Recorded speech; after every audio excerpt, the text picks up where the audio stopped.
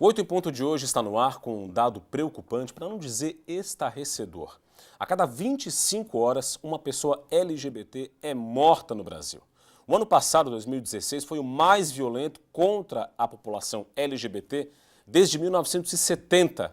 Foram 345 mortes que fazem do país o campeão mundial de crimes contra as minorias sexuais.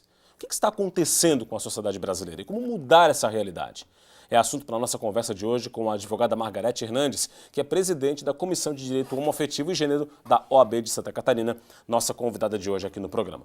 Doutora, bom dia. Seja bem-vinda ao 8 em Ponto. Obrigada. Doutora, os dados que a gente acabou de mostrar são dados impressionantes. Dá para falar que a gente vive um descalabro da violência contra a população LGBT aqui no Brasil, não é? É um dado bastante triste. O Brasil é o campeão mundial, né, da violência LGBT e, infelizmente, nós não temos ainda uma legislação criminal que possa amparar, que o Estado possa tutelar essa criminalidade que cresce cada vez mais. Eu diria, inclusive, que um dos fatores é que, a princípio, a homofobia e a transfobia, né? A homofobia seria contra os gays e a transfobia contra os transexuais, são ainda dados novos, estudados aí pela psicologia, e que a própria legislação não ampara, né? Não tipifica isso ainda penalmente. Então, ele é tido apenas como um crime de injúria. E como o crime de injúria é um crime de menor potencial ofensivo, acaba indo para um juizado especial criminal e não acontece absolutamente nada com o infrator, né? Doutora, então a falta de uma criminalização, como a gente já tem, por exemplo, no caso do racismo, né, que é um crime inclusive inafiançável, a gente tem da questão da mulher agora com o feminicídio, né, que é também uma legislação que também vem para salvaguardar a mulher, embora a gente vê ainda há muitos problemas, mas na questão da minoria sexual isso ainda não existe, né? Não, nós não temos nada no Congresso Nacional. Aliás, nós não temos legislação nenhuma, nem na esfera civil, nem na criminal, favorecendo a população LGBTI. O que nós temos na esfera civil, que é o casamento, a adoção, são conquistas de jurisprudência, né? São decisões da Suprema Corte Federal, postuladas pelos advogados. Porque nós não temos ainda uma lei, né? O Congresso não conseguiu avançar, né, nestas questões devido às bancadas conservadoras que existem lá, né? Bom, doutora, e o que explica, né, a violência contra a população LGBT? A gente sabe, surgiu um dado recente que aponta que o Brasil é o país do mundo em que a procura por pornografia relacionada à transexualidade é o maior, o maior país do mundo nisso. Como a gente enfrenta esse paradoxo? Significa que tá algo complexo na hora de avaliar por que isso tudo acontece?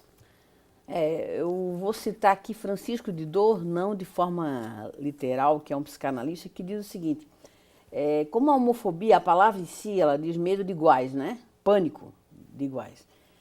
Ele diz o seguinte, que o outro mata no outro aquilo que tem dentro dele, aquele que ele não aceita, que ele não admite.